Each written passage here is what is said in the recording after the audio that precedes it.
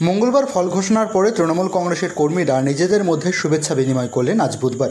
2024 বর্ধমান দুর্গাপুর লোকসভা কেন্দ্রে তৃণমূল কংগ্রেস প্রার্থী কীর্তি আজাদ প্রায় 1,38,000 ভোটে জয়লাভ করার কারণে মন্তেশ্বর বিধানসভার মেমারি 2 নম্বর ব্লকের বড়পলাশন 2 নম্বর অঞ্চলের বড়পলাশন গ্রামে তৃণমূল কংগ্রেসের দলীয় কর্মীদের মধ্যে শুভেচ্ছা বিনিময়, মিষ্টিমুখ ও আবির খেলায় মেতে উঠলেন। বিজেপি প্রার্থী দিলীপ ঘোষকে পরাজিত করে বিপুল ভোটে জয়লাভ করেন তৃণমূল কংগ্রেস প্রার্থী কীর্তি আজাদ। সেই আনন্দে মেতে উঠলেন তৃণমূল কংগ্রেসের কর্মীরা। এই শুভেচ্ছা বিনিময় কর্মসূচিতে উপস্থিত ছিলেন বড়পলাশন 2 নম্বর অঞ্চলের উপপ্রধান শেখ ইউসুফ, বুথ সভাপতি সহ দলীয় কর্মী ও আরও অনেকে। কি বললেন অঞ্চল সভাপতি তা আমরা শুনব।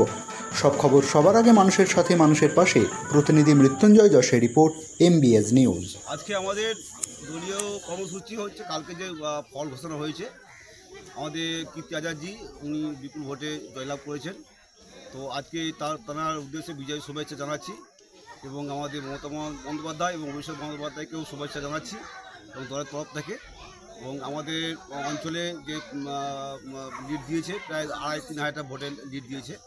আমাদের পুরো অঞ্চল বা বাসীদেরও শুভেচ্ছা জানাচ্ছি, বসন 2 ও গ্রামবাসীকেও শুভেচ্ছা জানাচ্ছি। এটি আমাদের হচ্ছে আজকে বার্তা। আজকে আপনাদের এই কর্মসূচির মধ্যে কে কে উপস্থিত আছেন? আজকে আমাদের মধ্যে উপস্থিত আছেন আমাদের দলীয় সব নেতৃত্ব আছে, বুথ সভাপতিরা আছে।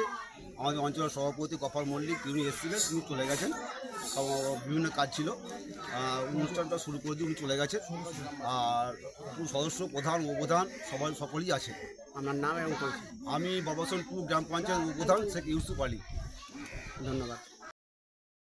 মমতা ব্যানার্জি জিন্দাবাদ, অভিষেক বন্দ্যোপাধ্যায় জিন্দাবাদ, চৌধুরী সিদ্দিকুল্লাহ সাহেব জিন্দাবাদ।